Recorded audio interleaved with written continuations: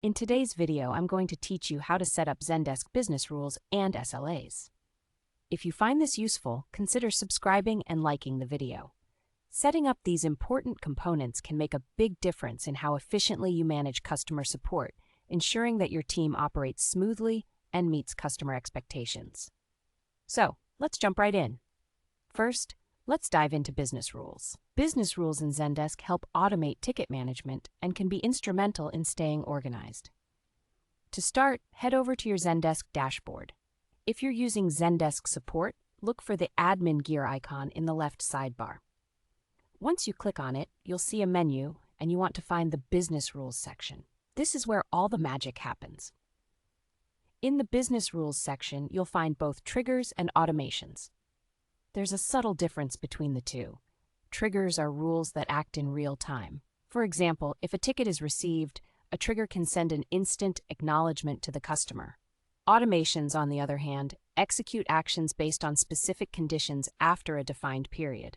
An example could be sending a follow-up email to customers whose tickets haven't been updated in a while. Let's start with triggers. Click on Add Trigger. Now you'll see fields to fill out. First, give your trigger a descriptive name, so it's easy to identify later on.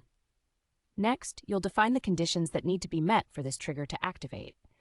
You might say, if ticket status is open and the priority is high, then do the following. This could include notifying a specific team member or changing ticket status. Once you've configured your conditions, don't forget to set the actions you want to take place when those conditions are met. Once your first trigger is set up, you might want to think about additional triggers that could further streamline your processes.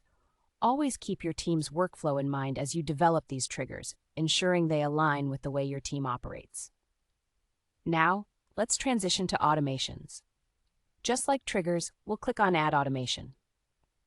Follow a similar structure by giving it a meaningful name. Select the conditions that will allow this automation to kick in. For instance, if a ticket has been open for more than 72 hours without a response, maybe you want to send a reminder email to the support team. After you select your conditions, make sure to set what action occurs when those conditions are met. This might include sending an email to your customer or escalating the ticket to a manager. Remember to save your automation once you've finished, just like you did with triggers.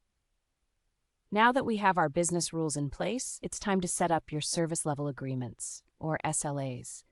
These are crucial for establishing expectations on response and resolution times for your customers. To get started, navigate back to the admin settings and look for the SLAs option under Business Rules. Here you'll have the opportunity to create new SLAs by clicking the Add SLA button. You'll need to define the SLA's name and the conditions that determine when this SLA is applied. For example, if a ticket is marked as an urgent priority, you might set an SLA to ensure a response within 1 hour and a resolution within 4 hours. After defining your conditions, specify the targets. For instance, you can set response times and resolution times based on the priority of the ticket. As soon as you've configured the parameters, save your SLA settings. And there you have it. By following these steps, you're well on your way to setting up effective business rules and SLAs in Zendesk, creating a more organized and responsive customer support system. Thanks for watching, and don't forget to like and subscribe for more tips and tricks.